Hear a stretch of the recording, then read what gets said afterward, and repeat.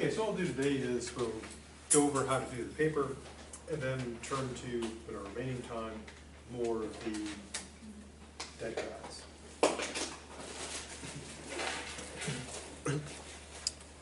So the paper is this. As I mentioned before, there's of course the draft due date. And the due date is if you definitely need a particular grade in the class, like to graduate, keep scholarship or whatever, probably should do one by then. What happens if you don't do a draft by then? The due date, not much of a threat. This is our Blackboard as well? Yep. The draft deadline, which is November 9th, is the last time you can turn in your draft. And again, you can do as many drafts as you wish until you just get sick of drafting or get the grade you want or time itself comes to an end. Then of course there's the on-time bonus deadline. You get +5 for having it by then. Merge deadline in case things go wrong a week later, where you get full credit. And then the desperation deadline. You get a bonus for turning it on time? You do. Yep. How big is that? 5 points on the paper. So it ends up, in the paper's 30%, so it ends up being 30% of 5 points. So it's like 1 point something. It's like a whole other point added on. Not like a whole bunch, but it's something for being on time. And then turn the paper in. Just the drafts go in printed so I can mark them up. Because they used to have a decent system for putting comments in Blackboard where they're like, hey, this works pretty well, let's not do that anymore. So it's easier for me to just use paper. The final version, though, gets uploaded to Blackboard. And you can upload it as long as it's in by the deadline. You can upload it from anywhere as long as you have internet access. For grade discussion, even though I've got a pretty clear rubric for rubricizing the paper, papers are always a bit subjective. So when you get your grade, if you believe the grade is unjust, you can just come by my office hours and lay out your case. The thing to do is print out a copy of the paper so you have something to look at, and then have your score, and then show what is the score you believe the paper has merited and why that is the case. And the reasons have to be in the paper. Things like, but I really need to pass, or Donald Trump makes me sad. Those are not the reasons for boosting. But the grade discussion is where it's free. You come in, I know some people will take off points and stuff, which seems, I guess they don't like people. Grade discussion is where it's free. If you come in with a particular grade, the worst that happens is you leave with that grade, unless there's some sort of confession. I stole this paper from Kaiser Sose or something. Speaking of stealing papers, plagiarism, bad. I included on Blackboard an unlimited safe assign checking thing. And when you put your paper in, it doesn't load it into the system, otherwise you'd be constantly plagiarizing yourself. It'll give you back a report. And of course, just to warn people ahead of time, to state the obvious, it runs any paper that's turned in through the plagiarism checker. And it runs it against all papers turned in, I guess everywhere in the system, and it checks the interwebs. And it's pretty good at it. Now, if you use safe assign before, you probably have cases where you'll come up, some number. It may even be pretty high. You're like, I didn't plagiarize at all. And yeah, in most cases you did, because it doesn't know what is a legitimate quote and what's not. And there are things that can look, that get flagged, because it flags, relatively small percentages. You have a paper with a relatively high score, safe assign wise, that's still perfectly fine. And I don't just go, 60%, 0. I actually go and look and see what it is. So a paper could have a relatively low safe assign score, but be actually plagiarized, and have a relatively high one and be fine. I actually do go and look. But my practical advice about plagiarism is the safe assign system is really good at catching people. I get 3 to 5 people per class, every class, actually most in ethics. And the most plagiarized topic in ethics is cheating in school, because they're going for those irony points. And it's pretty straightforward. I know what the person did, they know what they did, it's just 0 time. And I don't take it personally. I don't get mad. People often take the course again, don't plagiarize, everything is good.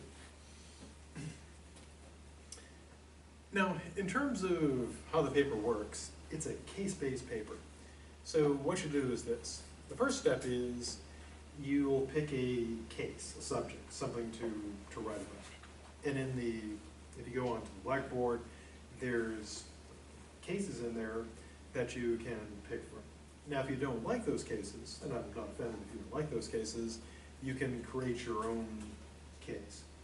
Now, of course, since this is a class on metaphysics, it's got to be in metaphysics. Like, it couldn't be in, a comparison of like French literature to, Italian literature. It has to be something about metaphysics. Now, if you're making your own case, the one thing that I, kind of require, but strongly recommend, is checking with it. I do include like a do yourself case form. And the reason why I want people to check is not so I can crush your freedom and creativity. That's the job of public education. Just to make sure that you don't spend your time churning a paper and have it be nothing to do with the class. For example, in my ethics class, I have people turn in papers on deciduous forests. Not the ethics of like, maintenance cutting or how we treat trees, but just here's how you maintain a deciduous forest. Good paper. I'm sure they get an A when they turned it in their forestry class, but nothing to do with ethics. And so, good idea to check just so you don't spend your time writing a paper and have it be like, well, good paper on the T-Rex, but not metaphysics.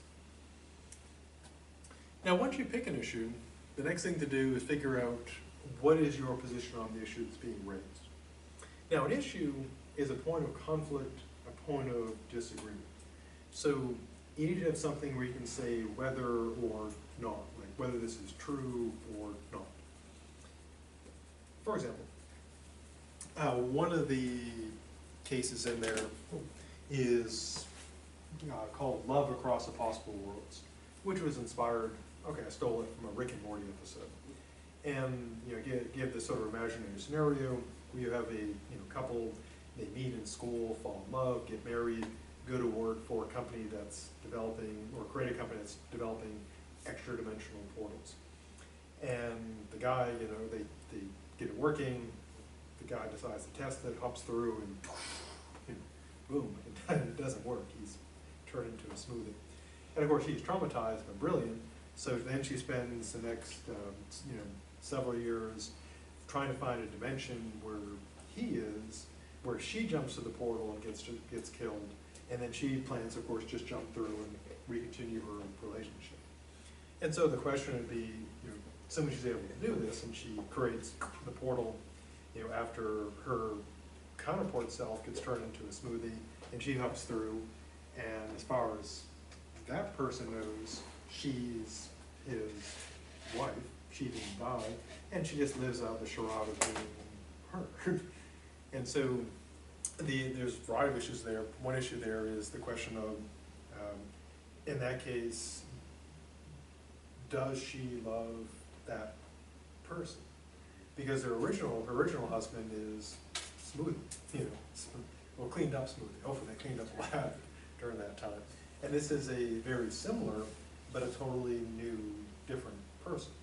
And so kind of the metaphysical issue would be, the question of who do you love? Is it a set of qualities, in which case the way she sets it up is that husband is qualitatively the same as her husband, because she opens a portal to a universe that's just like hers, with the one exception that she goes to the portal and dies, and he doesn't. So that's the only difference. And so the question would be is, when you love somebody, do you love their qualities, or is there something else, something that can't be duplicated that you love?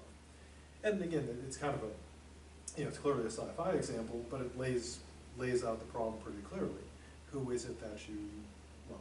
So does she love that person because of his qualities? In which case, everything's fine, same qualities.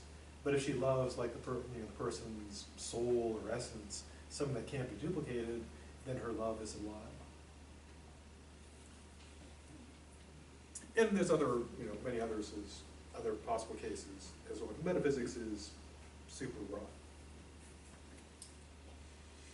Now, the next thing to do, once you get your issue, so that one would be the question of, is, does she love that person? And the position would be, whatever it is your view is. Like, you may take the position that, yes, what we love about other people is their qualities. So if we encounter someone who's qualitatively the same, then we would love them. Because if we love someone because of their quirky laugh and their, bad sense of humor, and the way they burn, their toast, and the way they, tell their jokes, that person's exactly the same. So if that's what you love, then you'd love that person, even though the original, is dead. Or you could argue, as people sometimes do, that we have like one soulmate, that there is a soul or an essence, and that's what we love. And even if someone had all the same qualities, the same laugh, the same, same way of burning the toast, the same little enduring dance or whatever it is they do, that somehow it just wouldn't be right. That even though everything was the same, we'd somehow be able to tell that it wasn't the person you loved. And so we, a couple options. Now, the next thing, of course, is coming up with reasons why that's the case. Why is your position correct? For example, like the example I gave, when we meet other people, what attracts us to other people? Can we like gaze into their soul and see their metaphysical essence? They have an app for that, like metaphysical essence. Swipe them left and right on their essences. Now, what do people look at on Tinder? Appearance. Yeah, appearance. It's all about appearance. And those are duplicatable qualities. Similarly, like when dating sites, they go by personality traits, etc. And we interact with people based on their qualities. And so you could argue that that's how what we fall in love with is their qualities. So if someone has the same qualities, they're the same, effectively the same person as far as we're concerned. So you could make that argument as to why, in that case, yeah, she loves that person. It's a different person, but it's all the same qualities.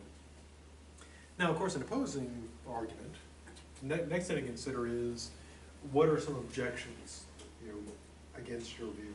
So you consider arguments as to why you're right, and arguments as to why you're wrong. Now, the kind of opposing argument here would be arguments that people have for true love. And true love is supposed to somehow connect to not the person's qualities, because those could be duplicated, but somehow the person's identity, whatever that might be. And if you believe love is based on you love that person and that identity, even if they have the similar or exact same qualities, it's still not that same person. Now, the person may be fooled into thinking that's, they may eventually come to believe it's the original, but it would not be the person they love, because the person is not those qualities. Now, when you build the paper, so kind of the first run through is, find what you're going to talk about, find your issue, find your position, think of some reasons why you're right, some reasons why you could be wrong, but clearly you're not. And then the next step is building the paper. Now, the paper is a 4-part paper, because, I don't know, I got this thing about 4-part stuff. 4 tests, 4 parts to the course, and then 4 parts to the paper. Although there's nothing special about 4. Now, the parts are introduction, argument, objection and reply, and conclusion. And when you build your paper, be sure to label each section for very practical reasons. One is, to organize it. Secondly is for the grading. When I, grade the paper, each section is worth, set number of points. So I need to know, which part is which when I go and grade it. So you had it like a lab report, or just had it separated by space? Oh, How do you label these? You just have, like the paper, and the first thing you have there is like introduction, and then just start writing introduction, and then the label would be, the next label would be the argument. Now, if you want to, I do have yeah, I think I've got it in there. I think I have a sample paper in there. I think there is a sample paper in the paper guide that shows how it looks. But it's pretty basic. You just like in a well, kind of like in a newspaper or sorry, magazine. I mean web page. You know, like when you go to a web page and it's like the sections labeled, that type of thing. Introduction, pretty straightforward. It's worth 5 points. It should be 125 words or less because it's pretty short, only worth 5 points. And you want to include your thesis, your case statement, position statement, argument statement, minimal background. Now, a lot of this you can kind of, you could do this in like a couple sentences. You could say, in the essay that is to follow, I'm considering love across the possible worlds. It is my position that the person does in fact love the other person because I consider what it is to be the same person is based on the qualities, since they're the same qualities or the same person, and then some minimal background. So this should be pretty short, and just make sure you basically tell the reader what you're going to do. What is your thesis, what case you're doing, what's your position, and argument. These will often be wrapped up in one sentence. You can take care of this in a sentence typically. And the argument statement in the background would be setting up a little bit so the reader knows what they're getting into. To use an analogy, it's kind of like the blurb on the back of a book or a movie to get you to go and read more, except you're saying what's going to happen. And there's an example of this in the paper guide. Now, the current record for length of introduction was, one of my classes, someone did a 6 or 7 page introduction for 5 points. But at least they got 5 points. It would have been really, really horrible if they wrote like 6 pages, got like a point or no points. But it's only worth 5 points, so it should be pretty short. Because the objective is to let the reader know what you're doing and where you're going. Now the reason for this is because in academic papers, professional papers and articles, you always begin by telling the reader, this is what I'm doing, this is where I'm going.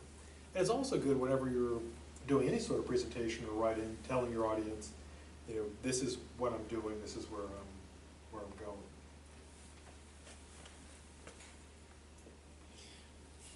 Now, a big chunk of the points, namely 50, is the argument section. Should be about 1,000 words, or a million, your choice. The contents, millions of jokes. The contents are this. First, for 10 points, you'll present your case information. This is basically where you tell the reader, what's going on, what you're talking about. So, for example, use an example of love across the possible worlds. This would be if I was writing a paper where I'd tell that story. I'd say, imagine, Bill and Sally, they meet in graduate school studying extra-dimensional physics. Then afterwards they graduate and create a startup dealing in dimensional portals. And then tell the story. And then raise the issue. And the question is, who is it that Sally loves? And this is worth about 10 points. So, in the length of that depends on what type of case you're doing, how much setup you have to have. Then the big chunk of the points, 40 points, are the arguments for that position. Once you state your position, why are you right? Now, when you're writing the paper, before you're actually doing the typing, you want to engage in some pre-planning, brainstorming, outlining, etc., and kind of think through what are reasons why I'm right. Come up with as many as you can, or within a reasonable amount of time, and then pick the best ones out of there, the best couple of ones to develop. I mean, this will sound untrue, but this is actually, from the standpoint of a philosophy paper, it's actually a pretty short paper. And because developing full arguments for things usually takes lots, and people usually write books or huge articles or chapters. And you want to make an effective argument. In general, it's better to have 1 or 2 really effective arguments than a whole bunch of mini undeveloped arguments. To use a metaphor or analogy, it's kind of Like with food. You know, if you ever, instead of having like dinner, just like snacked on a bunch of like little small things like chips and peanuts and candy, it's not quite as satisfying as having like a full, you know, actual meal. And so like having a whole bunch of mini undeveloped arguments would be like that, like the junk food dinner, whereas effective arguments, one or two, you know, good solid ones would be like that proper meal. Now in terms of arguing, this takes us back to the ancient days of before time. What you do basically is think of your reasons, your premises, your evidence, establishing your conclusion. Now your ultimate point is going to be, of course, that your position is true, but you might have arguments, you have arguments kind of leading in that direction. So the idea is you want to ask, what are reasons that I'm right, and how can I develop these reasons together in a coherent manner to show that I am right? And there's examples in the paper guide. And if you're not sure, once you have like your case and position, you can ask me like, okay, you know, I'm thinking about doing this. What are some hints about how I could argue for that? Now, in the sample cases, I do include like some hints, like how you can do it. And then if you make your own or want more hints, just ask me. I'll say, here are some things you could do.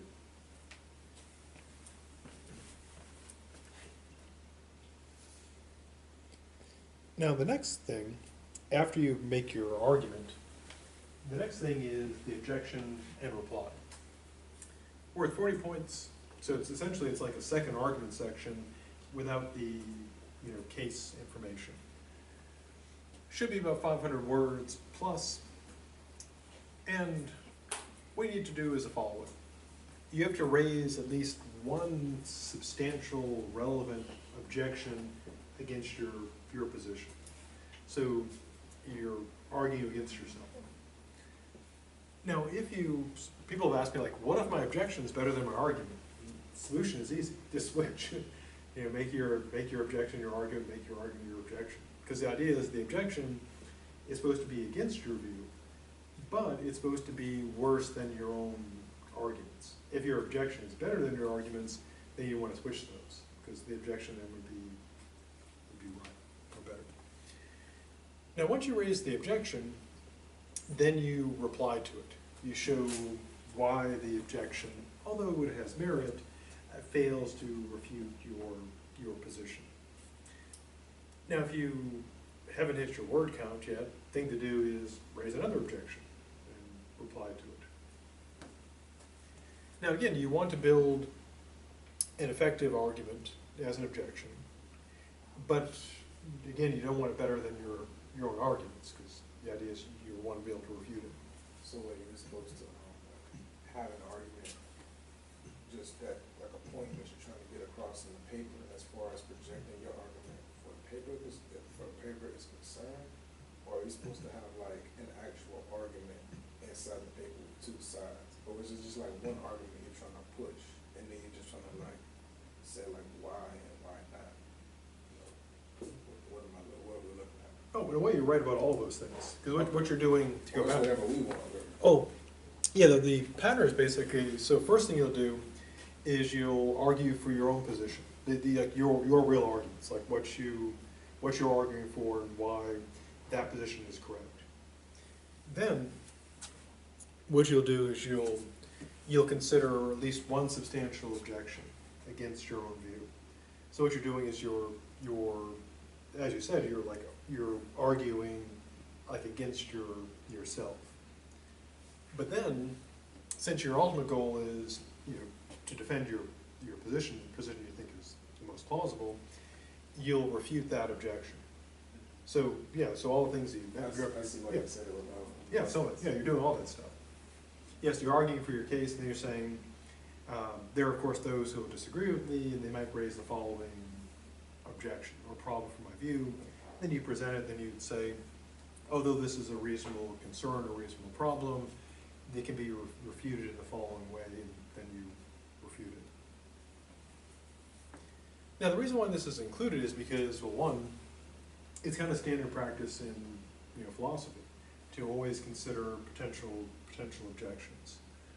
Also, it's a good skill in terms of developing argumentation. It's good to be able to look at not only your view and your arguments, but consider and give fair treatment to opposing viewpoints. Because often, especially like today, and on issues that people feel strongly about, it's very difficult to consider other opposing viewpoints and consider they have any merit in them. And one of the sort of core skills in philosophy is being able to give fair treatment to views, even if you really hate them, really don't like them. Now, you may still, after you've assessed them, you may say, yeah, this is still pretty horrible, but at least you've given it a fair shot. Because while there are many positions that do in fact lack merit and are terrible, there are many that are credible, even though I might not agree with them. There are many things that I think that are, you know, got things wrong, but I think there are good arguments for them. And I know I've been wrong in the past, so there's a chance that I'm wrong now, and that someone else that I disagree with could be right. And of course, especially with something like metaphysics, there are many cases in which I don't, you know, if you're honest about it, that you don't know what actually is right. So an opposing viewpoint could be the correct answer, or everybody could be wrong.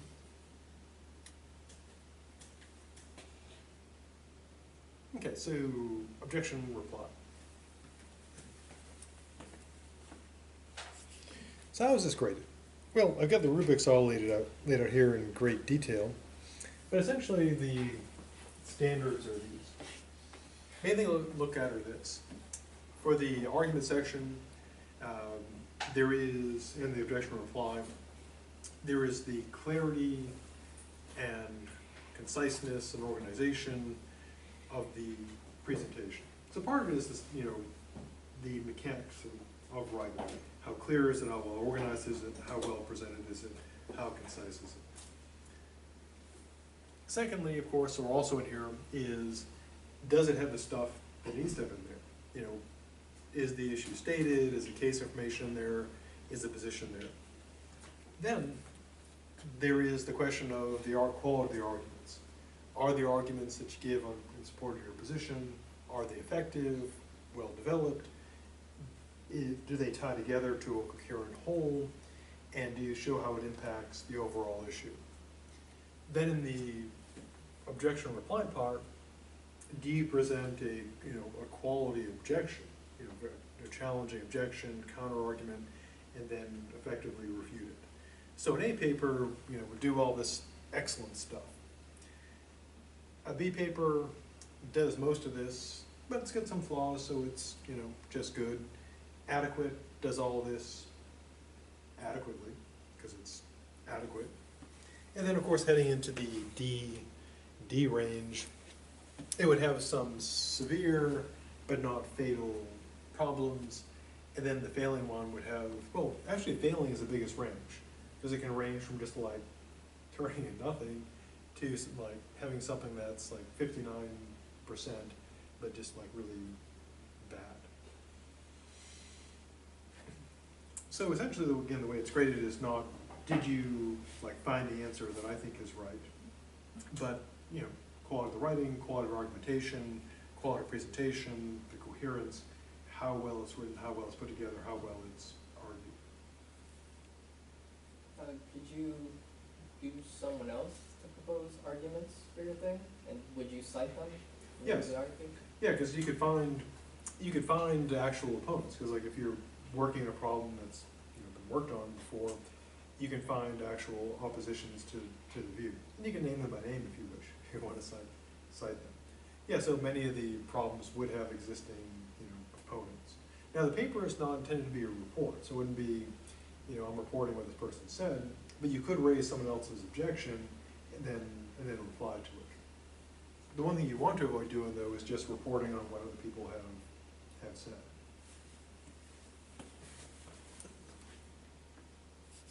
Which takes us to the common mistakes. Now, one common mistake is simply writing a report, just saying this is what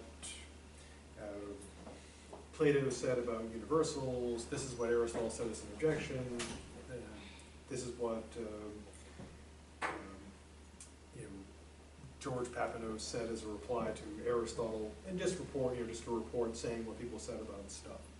So you raise a good point. While you can find like objections that are kind of stock, or arguments that are stock, and cite them, you'd want to avoid making it into just this person said this person said that. Here's a report on what people have said about the problem. Second, the compare and contrast paper. One thing that people often kind of slide into by accident is like taking, say, two different views, like Plato and Aristotle, and just saying, here's what Plato said, here's what Aristotle said, here are how they're alike, here's how they're different. And although that can be a fine compare and contrast paper, the objective here is not to compare and contrast them. The idea is to argue for a position. So if you were writing, like, if you want to argue for the forms, you could say, here's why I think the forms exist. And you could have, Aristotle's objection against the forms and then, respond back to it. So basically you're inserting how you feel on the subject, and that's what makes it a difference between compare and contrast? Yeah, because the idea is not like, Plato said this, Aristotle said this, here's how they're alike and here's how they're different. If you were writing, say, about Plato's forms, you would say, for example, I believe that Plato was right about the forms, there are such metaphysical entities, here are my arguments as to why they exist. His student Aristotle rose and presented a core objection against it. Here's the objection he gave, but here's why Aristotle is not only dead, but wrong. Dead wrong. That was terrible. Another common thing which is easy to fall into is assertions without arguments. Simply saying, this is right, this is wrong, this exists, this is correct, without anything backing it up. Now, you don't have to argue everything you say, otherwise you'd be arguing forever. But if it's an important point that you have to establish, you need to back up that point. Now, when in doubt, you could ask me okay, can I just say this without supporting it, or do I have to provide support?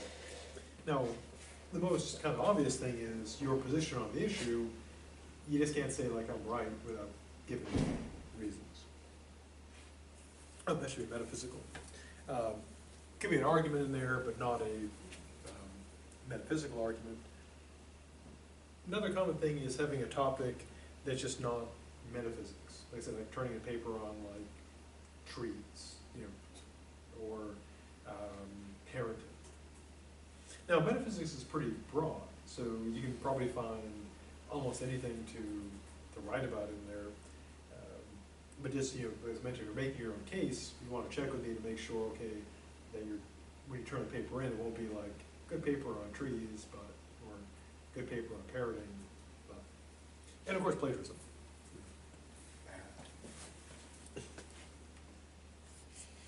The conclusion, you can, as a useful bit of advice, you can copy paste your introduction to make it into your conclusion, and the only two changes you have to make are these. One, if you use the future tense, like I will argue, or my position, you would go from I will argue to I argue, go to the past tense, and then you would swap out the background, because that's already been given, with some final relevant remark.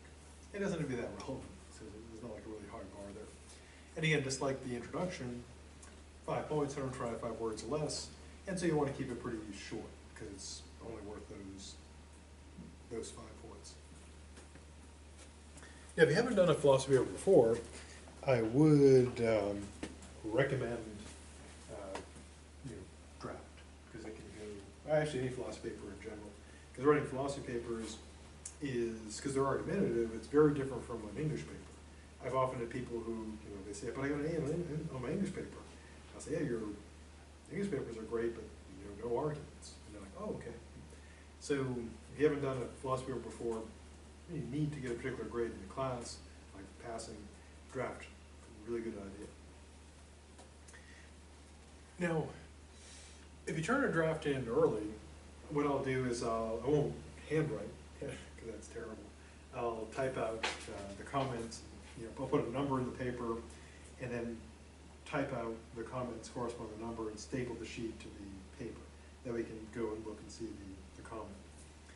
Now, on the last day, November 14th, what I do is I take the amount of minutes I've left in my office hours, divided by the number of people who are there, and that's how much time I spend on each draft. And for that situation, what I have is a sheet with comment codes on it, so I can just put a letter and a number instead of having to write stuff out. And there have been times where I've literally I spent 3 minutes per paper because there was just so many people to just going through. I feel like, you know, it's like I'm just slapping numbers on there. Yeah, the earlier the better. And so if you do get the one with the comment codes on it, then they're in the paper guide and they're divided up by, there's a letter code, like A for argument, and then there's a number, and it'll say like what it is, and it's the most common things that I say. And so that allows me to quickly comment on stuff when I've only got a few minutes. But if you turn it in early, then you get the full, you get actual sentences, as opposed to like, no, I guess they're not even tweets, they're just, it's like bingo, P1, A17. Okay, and then once it's on Blackboard, graded there, as I mentioned, Blackboard used to have a pretty good system for commenting, because you could like put text in there and stuff. Now it just has, you can just like stick in like, it's kind of like a sticky note type of thing, like in Word you stick in the sticky note thing, and so it's not that great for putting in comments. But if when you get your grade, you can go and look at what I tried to stick in there, and then if you believe the grade is just, and say okay. And if you believe the grade is unjust, just bring a copy of the paper, come up to my office during my office hours, and the worst that happens is you leave with the same grade. I don't knock off points.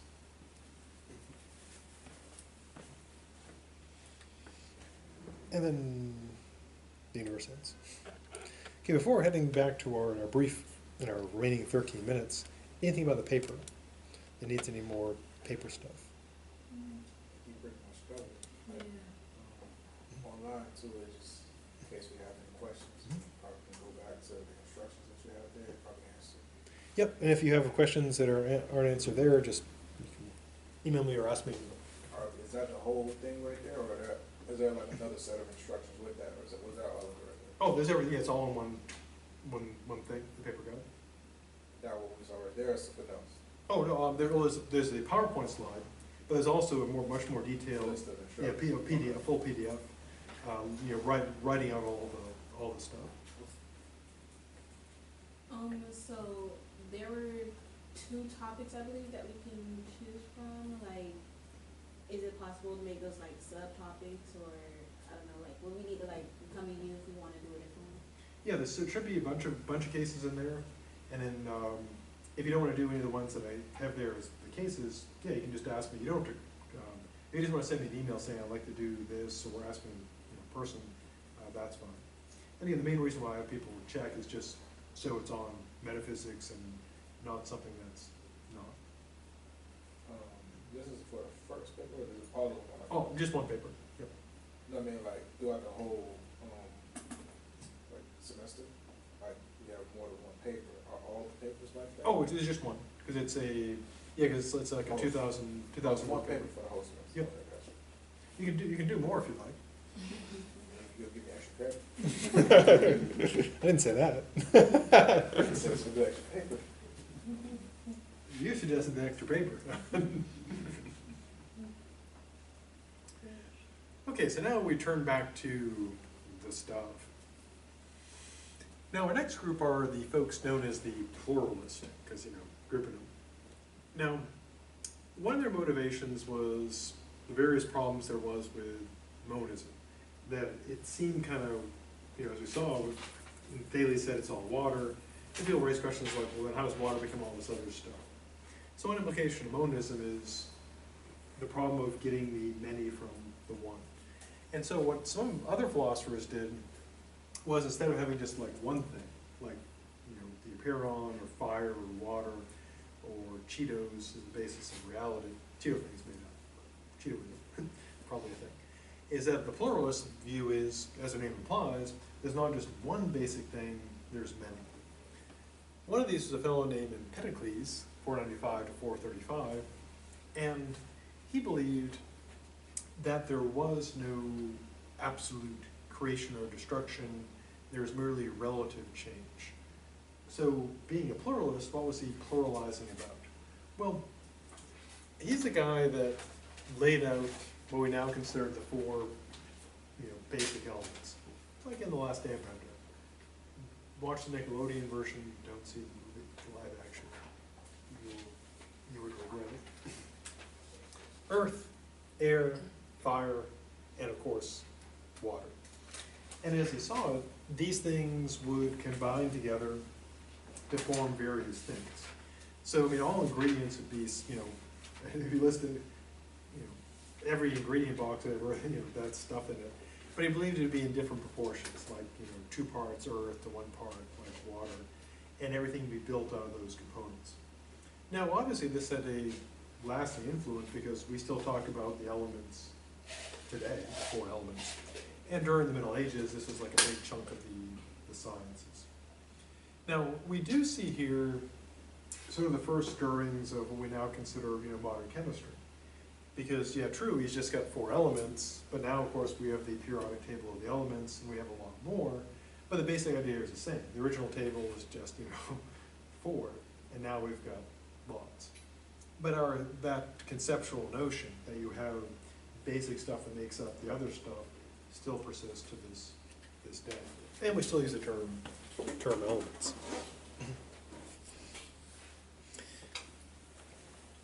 Now, he also believed in a principle of unification, which of course was love, which brings everybody together.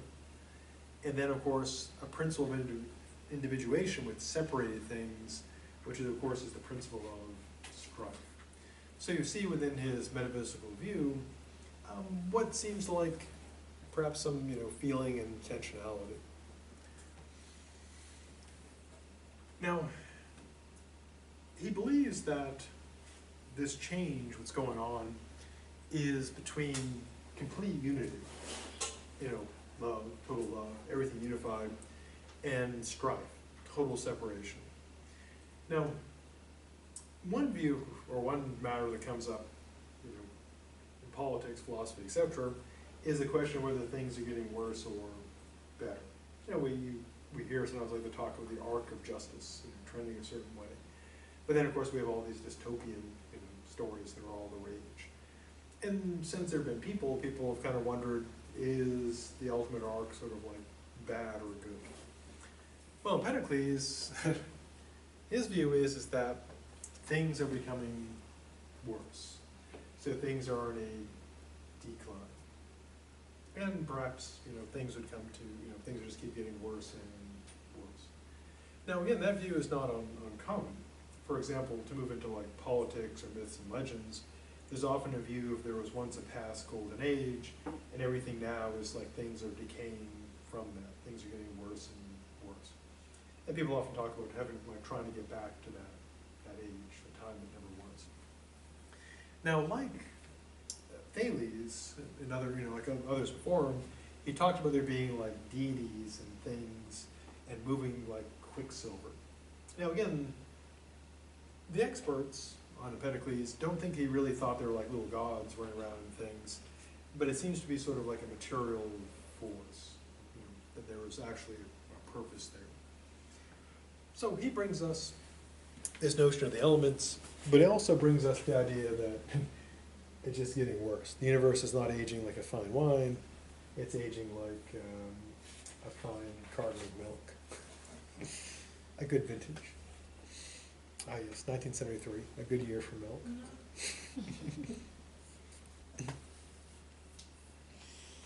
Now, he also denied, like some of the thinkers we saw before, that there was empty space, again because of various problems with that.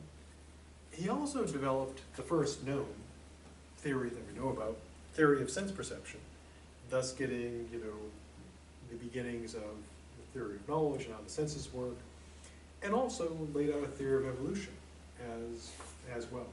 Oh, in this case, the trend is towards ever worse stuff. Now, interestingly, some other thinkers, Plato, for example, and some of his the myths that he relates, has a similar story about how once, things were great, and that now things are like lesser and distorted versions of what once was. Now, our next fellow is Anaxagoras, 500 to 428 BC. Now, his view, also accepting these elements, and that they were like these seeds, and you would mix them together, that there would already be in stuff the seeds for the stuff it produced. To give an example, cows, of course, eat grass and produce milk.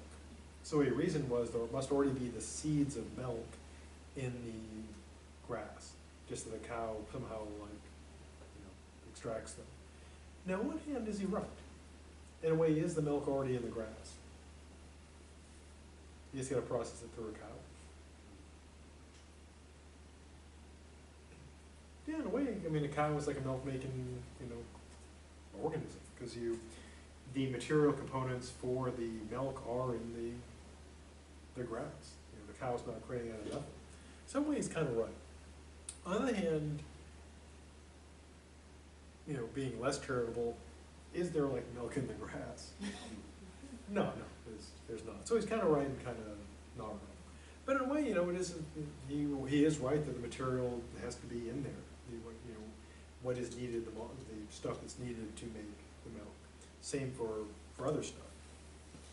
And so on one hand, kind of weird. The other hand, yeah, you're kind of right. Now, he also gave us this concept of nous, which is Greek for, Englishized Greek for mind.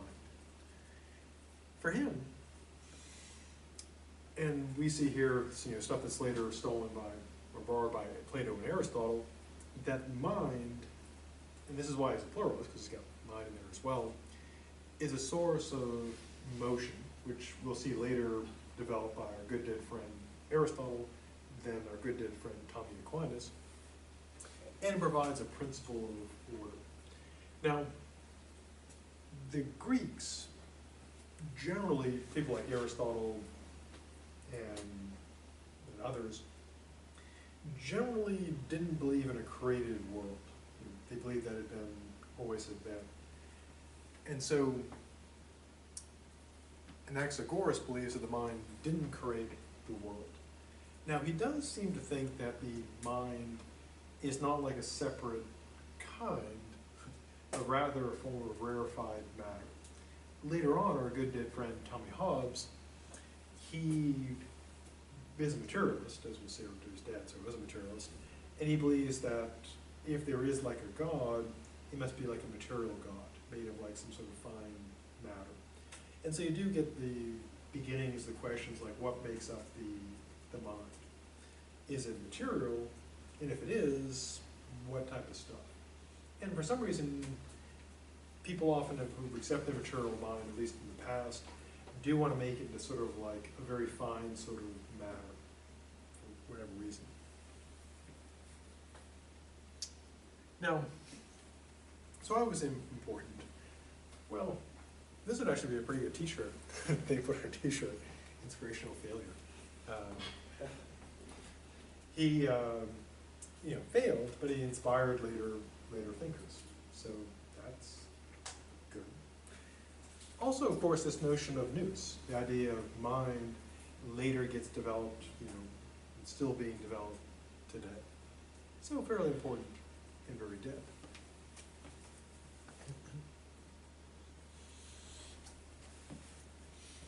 We now turn to Democritus and the atomists. Democritus, born 460, died 360, still dead today. Now, he's the guy that gave us the term atoms, because he believed that reality consists of two things. Well, actually, technically one. The atoms and the void. The void, of course, is nothing. Now, the atoms, and when, scientists got sciencing much later on, they went back to Democritus and took his term atoms. But he's not thinking of like electrons, neutrons, and protons and that sort of stuff. What he's thinking about is this. For him, these atoms are indivisible, can't chop them, so they're the smallest things. They're eternal, so they always have been and always shall be, and they themselves are unchanging, and they're infinite. They also differ in size, shape, and also configuration. They themselves have no color, taste, temperature, or smell, as he sees it. So what do? Well, we'll close with this. They are essentially the building blocks for everything. So, for example, things that we taste as, say, bitter would be made of sharp atoms. They might sting the tongue. Things that would be sweet would be like smooth atoms. Now, interestingly, it turns out that he's, in a way, was kind of right, because we think of like taste. Taste is in our mind, but literally, taste is in the shape of things, because it's the interaction of our taste buds with the molecules of the food and the shapes of the way the molecules are configured, which send a signal down the tongue into the brain, and then we taste stuff. There was a cereal, I think they still make it, called Kix, K-I-X, and there was a commercial that came out when I was in grad school, and they said the taste is in the shape. And we saw that as grad students, we're like, yeah, that's this primary, secondary quality theory of the taste. The taste literally is in the shape. Probably some philosophy grad student wrote that. And we see this beginning with our good dead friend Democritus. So have a good weekend. I'll see you on the Monday with more Democritus.